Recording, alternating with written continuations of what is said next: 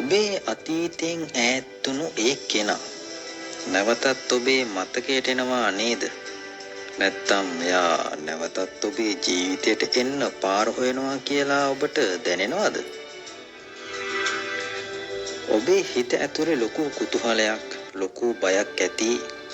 එයා මේ එන්නේ ඇත්තටම මට ආදරේ නිසාද? නැත්තම් මගෙන් පරිගන්නද? අද විශ්වය ඔබට දෙන මේ පණිවිඩය තප්පර කිහිපයකට සවන් දෙන්න. ඔබේ හිත එකඟ කරගන්න. හුස්ම හෙමින් ඉහළට අරන් පහත හෙලන්න. මතක තබා ගන්න මේ වීඩියෝ එක අද ඔබේ දිරට ආවේ අහම්බෙකින් නන් නෙමෙයි. පළමුවෙන් විශ්වය ඔබට කියන්නේ එයාගේ හිතේ ඔබෙන් පරිගැනීමේ කිසිම අදහසක් නැහැ. ඔබ දෙදෙනා අතර තිබුණු ඒ පැරණි වේදනාකාරී චක්‍රය දැන් සම්පූර්ණයෙන්ම අවසන් වෙලා.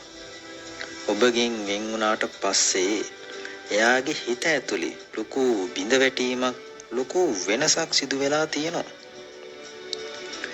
එයාගේ අභිමානය, එයාගේ පරණ මතවාද සියල්ල බිඳ වැටිලා.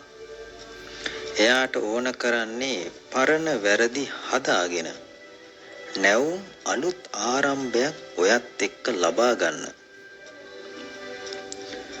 ඔබගෙන් වෙන් වුණාට පස්සේ ඔබ තනිවම නැගී සිටි ආකාරය එයා ඈතින්දන් බලන් ඉඳලා තියෙනවා.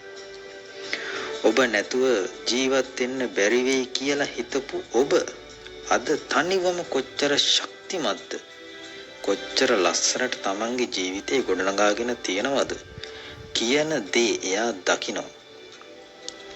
ඔබේ මේ ස්වාධීනත්වය, ඔබේ මේ ආත්ම ගෞරවය ඉදිරියාගේ හිතේ ඔබ ගැන ලොකු ගෞරවයක් වගේම පෙරටත් වඩා ලොකු ආකර්ෂණයක් ඇති වෙලා. නමුත් එයාගේ පැමිණීමට පිටුපසින් තියෙන ඇත්තම හේතුව මොකක්ද කියලා අපි බලමු.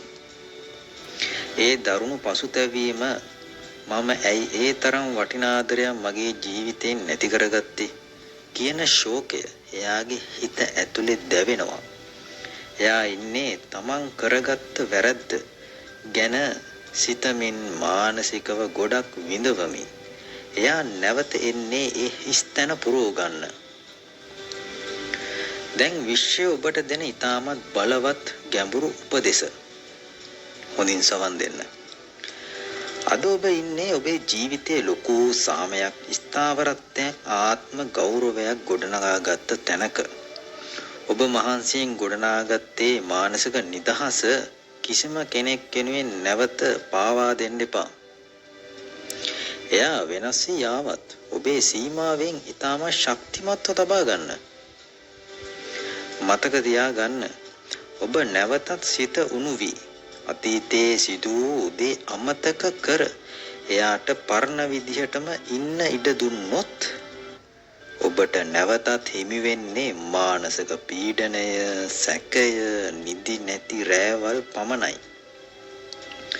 එයාගේ හිතේ පසුතැවීම තිබුණත් පැරණි තුවාල නැවත පෑරෙන්න තියෙන ඉඩකඩ ඊටාම වැඩි. එහෙමනොත් දුක් විඳින්න වෙන්නේ ඔබටමයි. එයා නැවත එන්නේ පරිගන්න නෙමෙයි, තමන් කරගත්ත වැරද්ද ගැන පසුතැවෙමින් ඔබේ සැබෑ වටිනාකම තේරි. නමුත් එයාට නැවත ඔබේ ජීවිතයට එන්න ඉඩ දෙනවාද නැද්ද කියන එක තීරණය තියෙන්නේ ඔබේ අතේ විතරමයි. ඔබේ මානසික සාමය සදාටම ආරක්ෂා කරගන්නවාද නැද්ද කියන එක තීරණය තියෙන්නේ ඔබේ අතේ පමණයි.